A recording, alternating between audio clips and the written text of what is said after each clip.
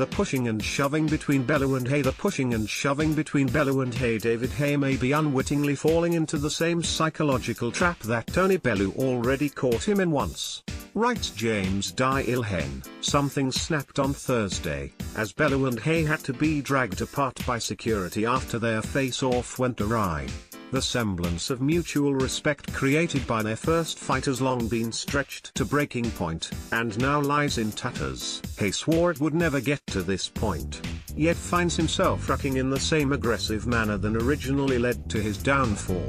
Bellew shoved Haye away on Thursday. Haye and Bellew first brawled in November 2016 on Monday in Bellew's home city, with hundreds of rival fans spitting venom in his direction. Haye smiled and calmly sipped from a cup with "I love Liverpool" on it. Bellew insisted it was an act that the infamously hot-headed Haye could never maintain. Haye claimed to have learned from mistakes of his past, notably against Vladimir Klitschko, when his focus on creating a grudge was followed by a lackluster performance. But leopards do not change their spots, which, to Bellew's credit, he has been repeating for the past year. "He tried to wind me up in Liverpool. He tried to get under my skin, but he can't," Haye declared after Thursday's skirmish. "He pushed me to get a reaction. It's a weak move, but I believe I won the battle of the mind games.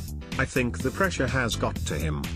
Haye had a fiery build-up with Klitschko but lost the fight. Look closely at the physical conclusion to the press conference, and, as the boxers go face-to-face in the routine manner, Haye instigates the incident. He shoves his forehead into Bellew's assertively enough to force the backlash. It brought about memories of the pair's first press conference together, a year and a half ago, which descended into a brawl. Bellew, this time, was never going to step backwards and apologize for the awkwardness. Haye doubled down on his version of events. "He knows that in 2 days we step in the ring, but he hasn't got a reaction out of me. He tried to force it out by shoving me. It's a weak move, but I half expected it. I thought he was going to try and headbutt me. It's well documented that I've got a short fuse, from time to time. He's trying to ignite it, but I won't let him." Bellew criticized Haye's acting. Bellew criticized Haye's acting. "The issue is that Haye, historically, does not need an opponent to ignite his fuse. He does it himself.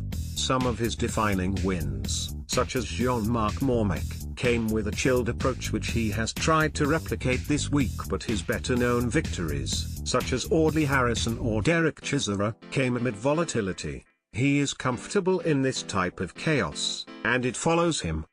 You can spend too much time worrying about press conferences, internet beef and stuff that has no bearing on the fight," Haye told Sky Sports before his brow became furrowed. Exactly a week after those words, he and Bellew were pushing and shoving. Even Ismail Salas, Haye's humble and quiet Cuban trainer, has become the unlikeliest extra in the bickering.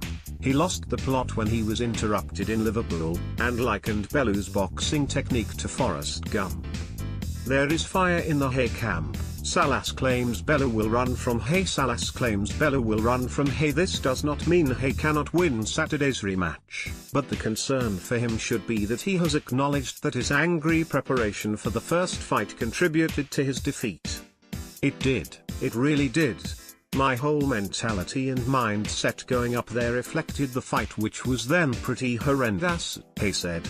The goal this time around, for Haye, must be to separate the pre-fight argy-bargy from his performance when it matters.